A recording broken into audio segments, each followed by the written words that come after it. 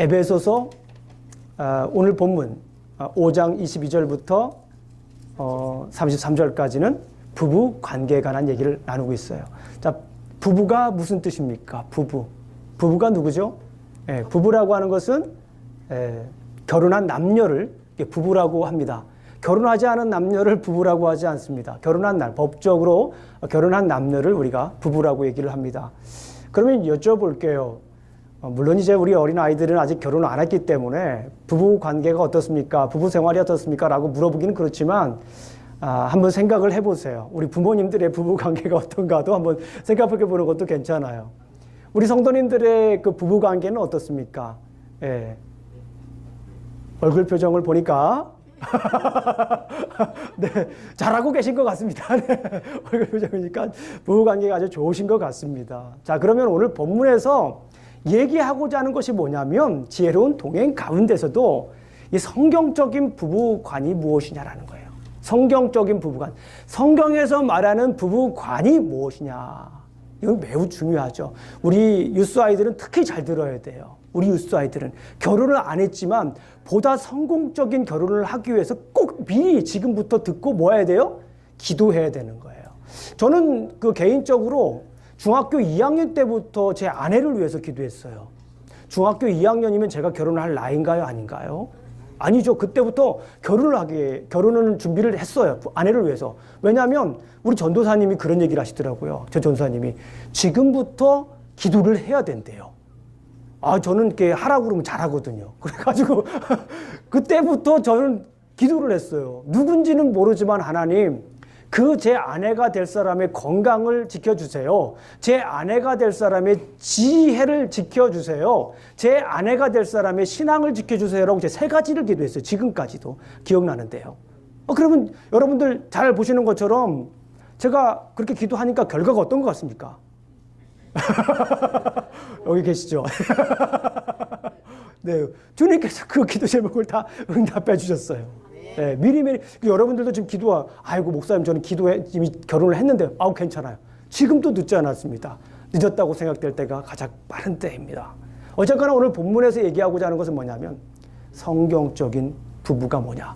김영중 목사의 개인적인 생각이 아니라 성경에서 말하는 것이 무엇인가를 오늘 한번 살펴보도록 하겠습니다.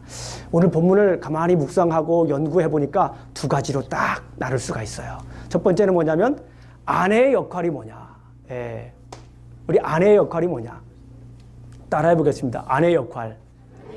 아내의 역할이 뭐냐. 그리고 2번째는 오늘 본문에서 얘기하는 것이 남편의 역할. 이렇게 얘기를 하고 있어요. 미리 말씀을 드리지만은 아내의 역할이 많을까요? 남편의 역할이 많을까요? 아내의 역할이 많다고 생각하세요? 네, 아내 입장에서 볼 때 할 게 너무 많은 거야. 챙겨줄 게 너무 많은 거야. 그래서 그렇게 얘기할 수도 있습니다. 그런데 성경으로 볼 때는 아내의 역할은 3절. 성경상으로 딱 봤을 때 아내의 역할은 3절, 22장, 23장, 24장. 그리고 남편의 역할은 몇 절일까요? 나머지 답니다. 그러니까 그것도 9절이에요. 그러니까 몇 배입니까? 3배. 남편의 역할이 3배나 더 많다라고 성경에서 얘기를 하고 있어요. 그런데 우리 가부장적인 우리 한국 사회에서는 아내가 할 게 많죠. 솔직히 말씀을 드리면 챙겨줄 게 많다는 얘기예요. 다 챙겨줘야 되는 거예요. 그게 이제 그런데 성경에서 말하는 것은 남편의 역할이 많다라는 거예요. 근데 제가 여기다가 오늘 아내의 역할과 남편의 역할 가운데 이렇게 사이를 놨어요. 왜 그랬을까요?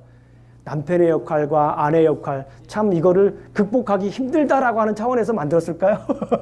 아니면 이건 정말 너무나도 큰 차이야라고 하는 것을 보여주기 위해서 했을까요? 아니에요. 이 가운데 제가 다리를 하나 놨습니다. 그것도 제 임의적으로 놓은 게 아니라 오늘 성경 말씀을 연구해 보니까 다리가 있어요. 그 다리가 뭡니까? 성령 충만하라. 지난번에 우리가 말씀을 나눴지만 이 성령 충만하라라고 하는 것이 가장 큰 명령이에요. 지금 이 큰 덩어리에서 볼 때. 지혜로운 동행 가운데서 가장 큰 명령이 성령 충만하라고 하는 거예요. 자, 우리가 미리 아내의 역할과 남편의 역할을 우리가 살펴보기 전에 미리 저 내용을 우리가 강조하는 이유가 있어요. 자, 아내 역할, 남편 역할 우리가 따지기 전에, 해야 되기 전에 우리가 정말 중요한 것은 뭐냐면 성령 충만함을 받아야 된다라고 하는 거예요. 성령 충만함이라고 하는 것은 어떤 분들은 오해를 하시는 거예요. 막 밤새도록 기도하고 그냥 막 40일 금식 들어가고 막 그냥 방언하고 이것도 성령 충만의 역할 나타나는 현상이기도 하지만 성령 충만한 건 아주 쉽게 생각하세요. 예수님 믿는 거예요. 예수님 잘 믿는 게 성령 충만이에요. 왜냐하면 보수적인 신학에서는 물론 다른 생각을 하시는 분도 있지만은 다른 견해를 가지고 있는 교단도 있지만 보수적인 교단에서는 예수님을 믿을 때 성령 받았다라고 생각을 해요. 그게 뭡니까? 성령 충만이에요. 예수님을 믿었다라고 하는 것은 성령 충만한 거예요. 그러니까 성령 충만한이라고 하는 것은 여러 가지로 얘기를 할 수 있지만 예수님 잘 믿어야 된다는 얘기예요. 아멘.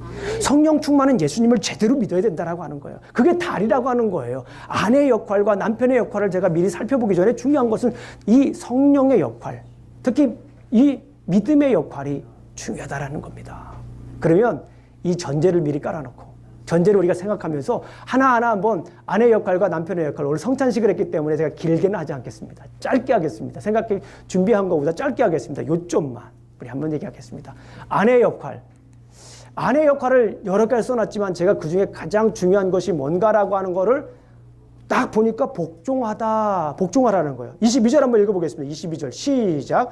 아내들이여 자기 남편에게 복종하기를 주께 하듯 하라. 복종하라. 이 거부감이 좀 있죠. 순종하라. 약간 거부감이 있어요. 원래 22절을 보게 되면 헬라어 성경을 보게 되면 동사가 없어요. 거기엔 동사가 없어요. 근데 어떻게 복종하라 라고 하는 말을 이렇게 번역했을까요? 21절에 있는 말을 가지고 이렇게 사용한 거예요. 그러니까 사실은 거기에 복종하라라고 하는 말은 무슨 복종입니까? 피차 복종하라라는 거예요. 21절에 나와 있는 걸 보니까 피차 복종하라. 그러나 이제 복종이라는 말을 우리가 조금 더 한번 살펴볼게요. 복종이라고 하는 말은 여기서 생각하면 막 강압적이고 억압적이고 억지로 해야 되는 그런 복종이 아닙니다. 여기에서 복종이라고 하는 것은 따라해 보세요. 자발적인 복종. 순종입니다. 순종. 그러니까 그냥 이렇게 남편에게 따르는 말이에요. 이 말을 조금 더 다른 말로 성경에서는 뭐라고 하고 있나 좀 더 쉽게 설명하는 것이 무엇인가를 한번 고민하고 성경을 다시 읽어봤어요. 그랬더니 저는 여기서 다른 동일하지만 거의 흡사하지만 다른 단어로 표현한 내용이 있어요. 그게 몇 절이냐면 33절에 보니까 제가 할게요. 그러나 너희도 각각 자기의 아내 사랑하기를 자신같이 하고 아내도 자기 남편을 뭐 하라? 존경하라라는 거예요. 이 존경하라. 이 순종이라고 하는 말과 여기서는 같은 동일한 언어로 쓰이는데 그거는 존경하라라고 하는 거예요. 근데 그 존경하라라고 하는 말이 왜 존경해야 되는지 오늘 설명을 하고 있어요. 당시 그레코 로만 사회에서는 남편에게 아내가 복종하는 것은 당연한 거예요. 그런데 오늘 본문에 보게 되면 당시 상황과 좀 다른 두 가지 정도가 하나 있는데 가장 대표적인 건 뭐냐면 22절을 읽어보듯이 아내들이여 자기 남편에게 복종하기를 주께 하듯 하라. 누구에게 하라라는 거예요? 주께 하듯 하라. 주께 하듯 하라. 이 주께 하듯 하라는 말 속에서 설명하는 게 주님이 교회의 머리이기 때문에 그렇다라는 거예요. 아하, 가만히 보세요. 아내가 남편에게 복종해야 될 이유를 설명하는데 그냥 당시 사회에 있었던 전통 때문에 복종하는 것이 아니라 여기 이유가 있는 거예요. 주님이 교회에 뭐라고요? 머리가 된다는 거예요. 주님의 교회가 머리가 된 것처럼 아내도 남편을 뭐 하라고 하는 거예요? 네, 복종해야 된다라고 하는 거예요. 그래서 이거는 우리가 일반적으로 볼 때 어떻게 아내가 남편에게 복종합니까? 솔직히 우리가 이런 좀 약간 제 표현이 그렇지만은 솔직히 말씀을 드리면 우리끼리 하는 말이니까 제정신으로 복종하기는 힘들어요. 솔직히 그렇잖아요. 우리끼리 솔직히 어떻게 우리가 제정신 목사님 저는 우리 남편에게 미쳤어요. 그러면 가능해요. 영어 표현에도 I'm crazy about you 그러면은 내가 너에게 미쳤다라는 표현은 내가 사랑을 엄청 내가 막 그냥 모든 걸 다 내줄 정도로 사랑한다라고 하는 표현이 I'm crazy about you예요. 영어로 표현에 내가 그 남편에게 완전히 빠져버리면 그렇게 되는데 솔직히 한번 손 들어볼까요? 오늘 한번 지금도 내가 아직까지 남편에게 그냥 막 이렇게 남편만 보면 헤어나오지 못해 막 그런 분 한번 손 들어보세요. 들을까봐 무섭네. 그런 분이 아무 정도 계실 만한 분이 가능성을 가지고 계신 분이 있어 이 자리에 제가요. 그렇기 때문에 제가 좀 조심스럽다고 그러는 거예요. 얼굴하고 안 맞추려고 제가 좀 노력을 하는데. 네. 그러니까 이거 우리가 제정신으로는, 죄송합니다만, 우리가 보통 정신으로는 이게 복종할 수가 없는 거예요. 근데 그 명분이 있다라고 하는, 명분이 뭐냐면 주님이 교회에 뭐가 된 것처럼, 머리가 된 것처럼 뭐 한다, 그거를 인정해야 되는 거예요. 그거를 인정하면, 아, 주님이 교회의 머리인 것처럼, 아, 나도, 아내인 나도 이 남편에게 복종을 해야 되는구나. 그러면은 주님을 생각하면, 누구를 생각하면요? 주님을 생각하면, 성령 충만하면, 예수님을 생각하면, 주님을 생각하면 이게 가능하다라는 거예요. 아멘? 아이, 목사님, 그래도 저는 좀. 이 주님을 생각하면 가능하다라는 거예요. 근데 왜 이걸 우리가 못하느냐는 거예요. 왜? 이 주님이 우리의 구원자. 그러니까 다시 생각하면은 주님이 교회의 머리인 것처럼, 또 주님이 구원해 준 것처럼, 그걸 생각하면, 남편이 나를 구해줬다고 생각하면 이게 가능한 거예요. 이게 성경적인 근거예요. 근데 우리가 그게 안 되는 이유가 있어요. 그 이유가 뭔지 아세요? 자꾸 이제 처음에는 안 그러다가 비교를 하기 때문에 그런 거예요. 자꾸 비교를 하게 되면 뭐가 되는 거예요? 비교를 하게 되면 이 복종이 안 돼요. 비교를 하게 되면 존경을 할 수가 없습니다. 그러면 자꾸 뭐 하는 거예요? 처음에는 안 그랬는데 경멸을 하게 돼요. 여러분들 꼭 한번 나중에 그런 책을 한번 읽어보세요. 사랑의 5가지 언어라고 하는 책이 있습니다. 제가 저에게 주례를 부탁하는 사람에게 그거를 읽지 않으면 제가 주례를 하지 않아요. 그러니까 사랑의 5가지 언어, 게리 체프만이라고 하는 분이 쓰신 책인데요. 제가 저에게 한 2년 전에 주례를 부탁한 청년이 있었어요. 그래서 제 청년한테 제가 그랬어요. 나는 아무에게나 주례 안 해주는데 조건이 있다. 뭐냐면 사랑의 5가지 언어라고 하는 책을 한번 읽어봐라. 그걸 책을 읽는데 각 권을 사서 읽는 것이 아니라 먼저 남자가 그 책을 읽고 먼저 거기에다가 노트를 필기를 해서 자기 생각을 다 써라. 그리고 그 책을 가지고 여자가 똑같은 책을 가지고 다시 거기에 답을 하고 서로 얘기를 하고, 그리고 난 다음에 얘기를 해라. 서로 달라요. 남자와 여자와 다른 그런 것들을 인정하면서 서로 사랑해야 될 것을 보여주는데, 그리고 또 한 사람의 책이 있습니다. 그 존 가트맨이라고 하는 분이 있습니다. 존 가트맨. 제가 오늘 그분 얘기를 좀 할게요. 존 가트맨이라고 하는 사람은 어떤 워싱턴 대학의 교수님이신데, 여러분들 아마 한국 TV에도 많이 나왔기 때문에 아마 아시는 분 있을 거예요. 그분은 어떤 분이냐면, 어떤 사람이 그분에 대해서 이런 평가를 했어요. 그분이 미국은 그분 손안에 있다라고 이렇게 표현을 했어요. 왜냐하면 그분이 미국 그 가정에 굉장히 큰 영향을 주었어요. 36년 동안 한 3,000쌍 이상을 그분이 이렇게 상담을 했어요. 그래서 많은 사람들이 이렇게 제대로 신앙생활도 하고 또 이렇게 가정생활을 할 수 있도록 도운 분이에요. 근데 그분이 그런 얘기를 했어요. 남자와 여자가 헤어지는 이유가, 가정이 파탄나는 이유가, 가정이 무덤이 되는 이유가 가만히 보니까 경제가 아니라는 거예요. 가만히 보니까 성격 차이가 아니야. 우리는 그러잖아요. 성격 차이다. 가정의 경제가 파탄이 난다. IMF 나와서 경제 막 사람들 이혼도 높아지고 막 그랬잖아요. 갈라서고 막 서로 싸움도 많아지고. 그게 아니라는 거예요. 그분이 뭐 여기 계신 분보다 훨씬 전문가시니까요. 저보다도 전문가시고. 그분이 그런 결론을 내렸어요. 가정이 파탄이 나고 내고 죽음이 되는 이유는 뭐냐면 대화의 방식 차이다. 끄떡끄떡 되시나요? 대화의 방식 때문에 차이가 난다는 거예요. 대화의 방식 때문에 가정이 무너진다라고 하는 거예요. 대화의 가정 때문에 남편이 가정에 들어가지 않으려고 한다라고 하는 거예요. 아내가 자꾸 거둔다라고 하는 거예요. 근데 그분이 그런 얘기를 했어요. 저는 그분 얘기를 조금 더 할게요. 4가지를 얘기를 했어요.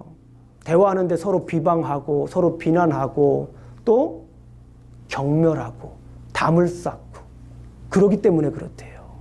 서로 경멸한대요. 서로 뭐 한다고요? 담을 쌓는데요. 서로 방어적인 자세를 한답니다. 비난하다 보니까 뭐 어떻게 해요? 처음에 칭찬을 하고 그러면은 누가 그 방어를 합니까? 안 하죠. 비난을 하니까 뭐 하는 거예요? 자꾸 변명을 하는 거예요. 비난을 하니까 변명을 하고, 이거는 제 얘기가 아니라 그분 얘기예요. 자꾸 시선을 회피한답니다. 자꾸 시선을 회피하고 나중에는 어떻게 됩니까? 경멸한다는 거예요. 경멸한다. 그래서 이분이 비난하기보다는 요청을 해라. 제가 이 얘기는 제가 우리 전교회 소통 얘기할 때 아이메시지를 전하는 방법에 대해서 제가 잠깐 얘기할 때도 이런 얘기를 좀 했습니다. 서로 요청하고 방어 대신에 인정을 하고, 그 다음에 경멸하는 것 대신에 뭐 해야 된다? 존중해야 된다. 오늘 이 말이에요. 존경하고 존중해줘야 된다는 거예요. 경멸하지 말고 모아야 된다는 거예요. 아내가 남편을 모아야 된다라고 하는 거예요. 존중해줘야 된다는 얘기예요.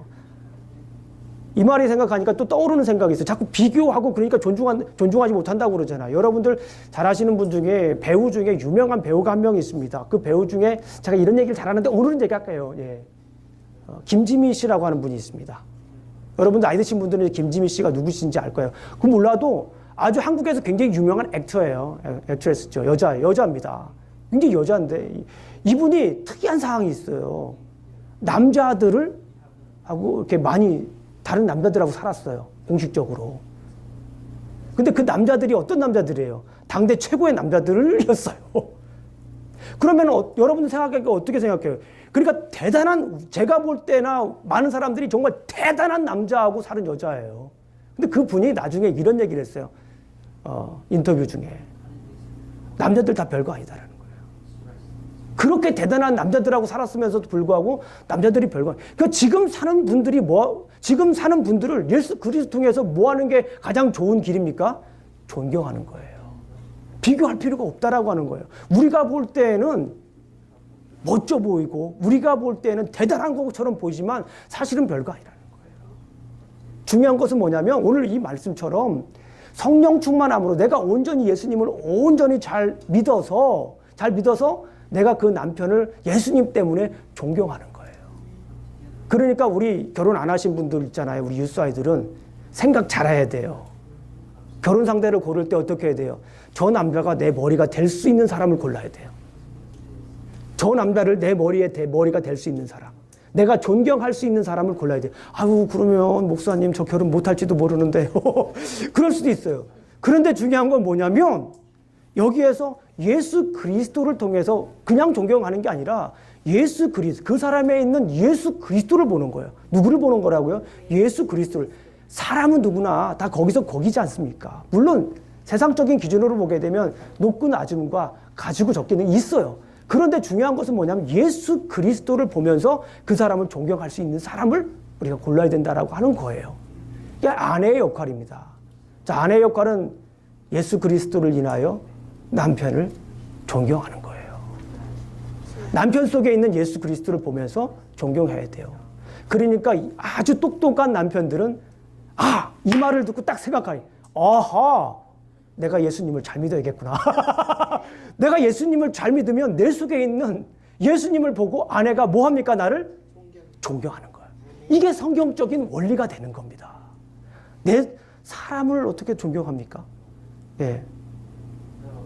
그러나 그 속에 있는 예수 그리스도를 볼 때에 자연적으로 존경할 수밖에 없는 거예요. 이게 신앙의 원리입니다. 예. 우리 이제 남편분들은 지금까지 으쓱했어요. 그런데 지금부터는 남편이 해야 될 일이 9절 동안 남아 있습니다. 자, 그러면 이제 중요한 포인트. 남편의 역할은, 이 남편의 역할도 지금 9절 정도라고 제가 말씀을 드렸는데 여기서 가장 중요한 것 중에 하나는 뭐냐면 사랑하라라고 하는 거예요. 사랑하라. 남편 한번 따라해 보겠습니다. 사랑하라. 나의 아내를 사랑하리라. 나의 아내를 사랑해야 되는 거예요. 근데 여기서 이것도 남자인 저도 그렇지만 어떻게 한 여자를 계속해서 끝까지 여기까지 말씀드릴게요. 네. 그런데 그게 가능한 이유가 뭐냐면 가능한 이유가 누구 때문에 그러라는 거예요? 오늘 본문에 있는 말씀을 보니까 주님이 교회를 사랑한 만큼 사랑해야 되기 때문에 그러는 거예요. 이게 남자들의 숙제예요. 따라 보겠습니다. 주님이 교회를 사랑한 만큼 아내를 사랑하자. 주님. 왜 안 하세요? 우리 남자분들 따라하세요. 시작. 주님이 교회를 사랑한 만큼 아내를 사랑하자. 네, 감사합니다. 이게 또 성경적인 내용이에요.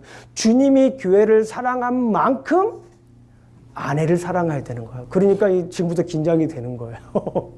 차라리 그냥 복종하는 게 존경하는 게 나은데 주님이 교회를 사랑한 만큼 아내를 사랑해야 된다라고 하는 거예요.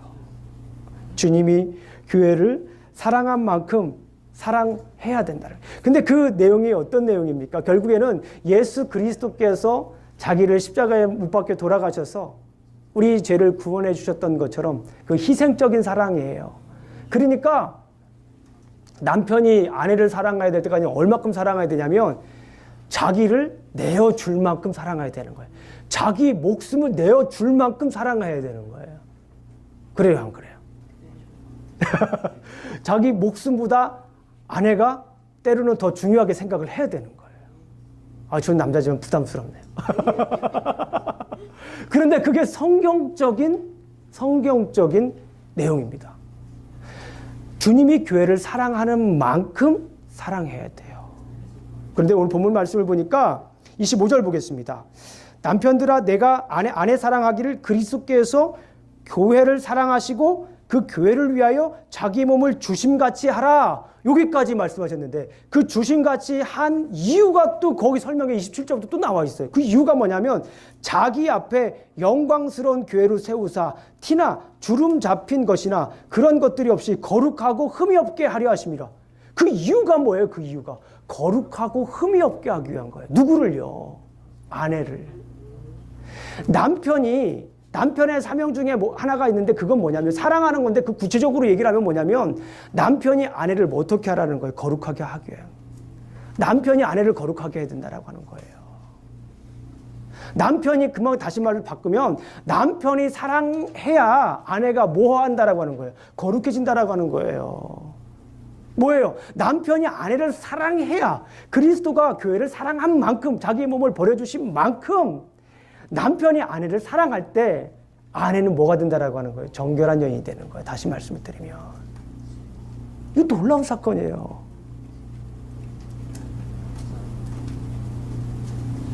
남편이 아내를 그리스도가 교회를 사랑하는 만큼 사랑할 때 아내가 정결해진다라는 거예요. 아내가 거룩하고 흠이 없다라고 하는 거예요. 그리고서 28절 말씀을 보니까 이와 같이 남편들도 자기 아내 사랑하기를 자기 자신과 같이 할지니 자기 아내 사랑하는 자는 자기를 사랑할 것이라. 우리 하나 제가 빼먹은 게 있네요. 27절 말씀 하나 제가 빼먹었네요. 자기 앞에 영광스러운 교회로 세우사. 그러니까 뭐냐면 거룩하기 전에 영광스럽게 해야 되는데 이 말은 뭐냐면 영광이라고 하는 것은 빛나는 거잖아요. 빛나는 거. 그러니까 내가 아내를 사랑하는 것 때문에 아내가 뭐 하는 거예요? 빛나는 거예요. 빛나는 거. 남편의 역할이 굉장히 크죠. 그러니까 우리 하시지 않은 분들은, 우리 자매들은 이런 남자들을 골라야 돼요. 어렵죠. 근데 그 키가 뭐냐? 성령 충만한 사람, 예수님을 잘 믿는 사람. 왜냐하면 예수님을 잘 믿는 남자들은 남편에게 그냥 아내가 복종하기를 원하지 않아요. 그런데 주님이 교회를 사랑한 만큼 주님이 교회를 얼마나 사랑했습니까? 오늘 성찬식을 했지만 주님의 피값으로 사신 게 교회잖아요. 그만큼 희생적으로 사랑한 만큼 내가 사랑해야 되는 게 성경의 얘기인 거예요. 그만큼 사랑해야 되는 거예요. 단순히 어떤 욕정을 채우기 위한 그런 사랑이 아니라 그리스도의 그 사랑, 주님이 교회를 사랑한 만큼 내가 아내를 사랑한다라는 생각을 가지고 있는 그런 남자, 그런 남편, 그런 남편과 우리 젊은이들은 그 남편들을 위해서 기도를 해야 돼요. 청년들은. 그리고 우리 남편들도 그렇게 되기를 지금 노력을 해야 돼요. 아, 목사님, 저는 지금도 주님이 교회를 사랑하는 만큼 제 아내를 사랑합니다. 자신 있게 한번 손들어 보세요. 네, 들을까봐. 이게 성경적인 내용이에요. 그런데 그렇게 하는 남편은 거의 없어요. 왜냐하면 사람은 부족하기 때문에 그래요. 사람이 부족하기 때문에 예수님이 그만큼 우리를 사랑하시는 거예요. 그렇기 때문에 예수님의 사랑이 필요한 거예요. 그렇잖아요. 우리가 예수님이 말씀한 거 다 그대로 살고 여기서 남편이 주님이 교회를 사랑하는 만큼 아내를 사랑한다면 예수님이 필요 없는 거예요, 사실은. 근데 그렇게 못하니까 우리가 날마다 무릎 꿇고 나가서 주님, 제가 오늘도 그렇게 못했지만 주님의 도우심으로, 주님의 사랑으로 제가 다시 한번 나아갑니다. 주님, 당신의 그 사랑이 필요합니다. 십자가에 못 박혀 돌아가신 그 사랑이 지금도 제가 필요합니다. 그 사랑으로 제 아내를 사랑하게 해주세요라고 우리가 기도를 해야 돼요. 끊임없이 우리가 죽을 때까지. 그래야 뭐가 됩니까? 그게 성경에서 말하는 남편관이에요. 그게 남편의 역할입니다. 어렵죠? 그러나 끝까지 우리가 지켜야 될 내용입니다. 그리고 한 가지 더 얘기를 하는데 조금 더 이를 구체적으로 사랑해서 예수 그리스도가 사랑하신 만큼 그리고 자기 자신을 사랑하는 만큼 뭐 하라고 해요? 아내를 사랑하라는 거예요. 아마도 이거는 실질적인 예라고 저는 생각이 듭니다. 성경에서도 자기를 얼마나 사랑해요. 그죠? 자기를 그게 뭐예요? 자기가 아픈 만큼 아내도 사랑하고 자기가 필요한 만큼 뭐예요? 아내도 필요하다라고 하는 거예요. 이거는 김영준 목사의 개인적인 경험담을 얘기를 하는 것이 아니라 성경적인 내용입니다. 내가 아내를 사랑해서 그 아내가 뭐예요? 영광스럽게 된다라고 하는 거예요. 교회가 그리스도를 통해서 영광스럽게 되는 것처럼 내가 아내를 사랑할 때에 그 아내가 빛나는 거예요. 혹시 한번 우리 남편들 중에 내가 아내를 사랑했는데 내 아내가 막 빛나더라. 경험해 보신 분 있어요? 우리 장경만 집사님 해보셨어요? 대답을 빨리 못 하시는 거 보니까 하신 것 같으네요. 네. 우리가 내가 아내를 사랑하게 되면 아내가 빛나는 거예요. 누구에게 빛날까요? 다른 사람들에게 빛나는 거예요. 내가 우리 생각에는 그렇잖아요. 내가 돈을 많이 벌어가지고 내가 갑부야. 예? 세상 그 어떤 사람도 나를 부러워하는 그런 갑부예요. 그러면 그 아내에 빛날까요? 현실적으로 보자고요. 현실적으로 빛나요? 갑부들의 아내들을 뭐 우리가 자세히 못 보지만 빛나나요? 예? 제가 볼 때는 빛나지 않나요? 그분들이 깨끗한가요? 거룩하신가요? 거룩하지 않아요. 중요한 것은 우리가 생각하는 어떤 겉으로 드러나는 것들이 아니라 본질적인 문제로 내가 아내를 그리스도가 교회를 사랑하는 만큼 내가 아내를 사랑해 보세요. 좌절하지 말고 끝까지 한번 해보세요. 달라집니다. 그때 뭐 할까요? 아내가 나를 뭐 합니까? 존경합니다. 그때 아내가 나에게 뭐 할까요? 자연스럽게 복종하는 거, 순종하는 거예요. 우리 남편들 큰일 났어요, 지금 이제. 그러나 저도 이게 큰 부담이기는 하지만 이게 성경에서 말하는 성경적인 부부상이라고 하는 거예요. 근데 그래서 이제 오늘 하나 더 있는데 그건 뺄게요. 여기까지만 이렇게 말씀을 드리겠습니다. 자, 그러면서 오늘 말씀을 요약할게요. 성령 충만함으로 아내는 남편에게 순종하고 남편은 아내를 사랑해야 되는 줄로 믿습니다. 우리 교회, 우리 집안에 문제가 있어요. 왜 문제가 있습니까? 아내 문제입니까? 예? 남편 문제입니까? 아니에요. 성경적으로 예수 그리스도를 온전히 믿는 사람들은 누구 문제라고 생각해요? 예수 그리스도. 왜 그러냐면 내가 예수님을 온전히 못 믿기 때문에 내가 아내가 복종을 못하는 거예요. 내가 남편을 통해서 예수 그리스도의 모습을 못 봤기 때문에 내가 뭐 하는 거예요? 복종하지 못하는 거예요. 순종하지 못하는 거예요. 아내가 나를 왜 아이에게 순종하지 않습니까? 나를 존경하지 않습니까? 내가 주님이 교회를 사랑하는 만큼 내가 아내를 사랑하지 못했기 때문에 그런 거예요. 이걸 저것도 다 이렇게 정리하고 나서 한마디로 딱 요약하면 내가 예수 그리스도 온전히 못 믿기 때문에 그런 거예요. 우리 가정에 왜 문제가 생깁니까? 예수 그리스도를 온전히 못 믿기 때문에 그런 거예요. 그러면 우리 가정이 앞으로 어떻게 가야 합니까? 우리가 주님 안에서 어떻게 행복한 가정을 이루어야 됩니까? 답은 간단해요. 예수 그리스도 잘 믿으면 돼요. 목사님은 맨날 설교할 때마다 예수 그러는데. 답이 똑같잖아요. 답이 똑같아요, 저는. 예수 그리스도 안에 답이 있는 거예요. 예수 그리스도를 온전히 믿을 때에 가지건 남자 자존심 한 번 더 내려놓고 그냥 가서 먼저 미안하다고 얘기하고 그래 사랑해. 얘기할 수 있는 거예요. 누구 때문에? 내 자존심 가지고는 못해요. 그러나 예수 그리스도 때문에. 그럼 누가 좋아요? 예수님이 좋아요. 왜 그렇습니까? 네가 온전히 나를 이해했구나. 네 믿음이 잘하고 있구나.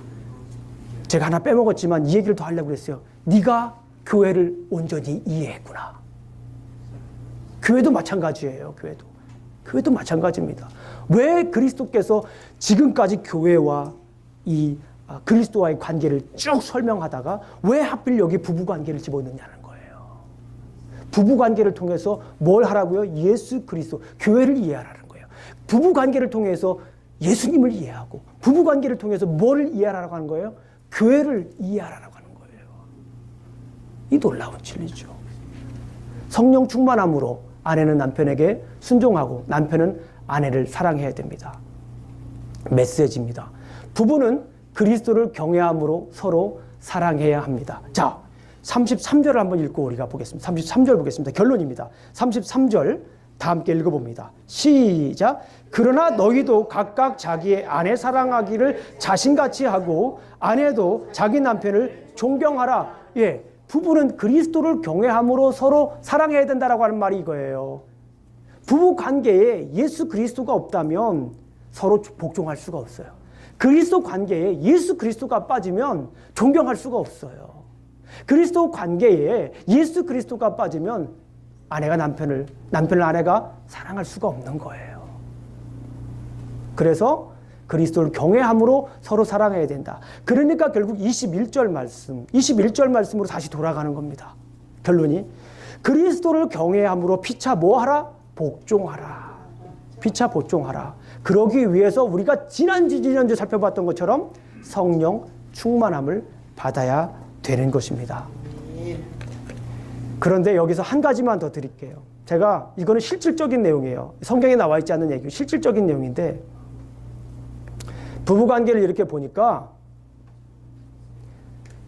아내나 남편 둘 다 제 역할을 잘하면 말할 것도 없이 그 가정이 행복합니다. 그런데 둘 중에 하나만이라도 두 분 중에 한 분이라도 성경적인 말씀 가지고 붙들고 사면 그 가정이 소망이 있더라고요. 이건 실질적인 거예요. 제가 그동안 본 것 중에서. 그렇다고 해서 남편, 당신만 열심히 해요. 그러면 또 곤란해집니다만은 둘 다 같이 해야 돼요. 그 차이는 엄청 커요. 그 하나님께서 주시는 그 스피리추얼 블레싱은 엄청 큽니다. 그러나 최소한 나만이라도 성경적인 아내, 성경적인 남편으로서 역할을 해야 됩니다. 그리스도를 경외함으로 나 자존심이 아니라 내 생각이 아니라 그리스도 때문에 그럼에도 불구하고 내가 가서 사랑한다고 존경한다고 얘기를 하는 거예요. 자, 그럼 마지막으로 오늘의 여러분들의 애플리케이션 적용점입니다. 배우자를 통해 그리스도를 배우자. 그러니까 이거를 다시 뒤집어서 생각하면 이거예요. 배우자를 통해서 예수님을 배우는 거예요. 배우자 속에 있는 예수님을 배워야 되는 거예요. 그 예수님을 배우는 거예요. 그러려고 노력을 하세요. 배우자를 비교하려고 하지 마시고 배우자를 가지고 옆 사람 옆에 있는 남편하고 다른 사람하고 비교하려고 하지 말고 경멸하지 마시고 비난하지 마시고 배우자를 통해서 예수 그리스도를 배우려고 노력하세요. 그러니까 이제 예수님을 믿지 않는 남편을 주신 분들은 이제 예수님을 같이 믿을 수 있도록 우리가 진정 믿을 수 있도록 기도하고 또 함께 나아가야 됩니다. 그 길이 고통스럽고 어렵을지라도 행복한 가정을 이루기 위해서는 우리가 견뎌내야 될 부분입니다. 따라해 보겠습니다. 배우자를 통해 그리스도를 배우자. 기도하시겠습니다. 아버지 하나님 감사합니다. 오늘도 이렇게 말씀을 나누었습니다. 이 세상에 가정을 주시고 이 세상에 부부를 주셔서 살아갈 수 있는 복을 누리게 하시니 감사합니다.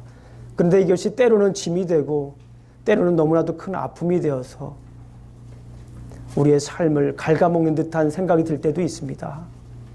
무거운 짐처럼 느낄 때도 있습니다. 그러나 오늘 말씀하신 것처럼 예수 그리스도를 온전히 믿음으로 내가 나 아내로서의 역할, 남편으로서의 역할을 잘 감당할 수 있도록 아버지 하나님 지켜주시옵소서. 그리하여서 매일의 삶이 배우자를 통하여 당신을 배워가는 삶이 될 수 있도록 인도하여 주시옵소서. 남편으로서 아내로서 역할을 감당할 수 있도록 힘을 주시옵소서. 지혜를 주시옵소서. 예수님 이름으로 기도합니다. 아멘.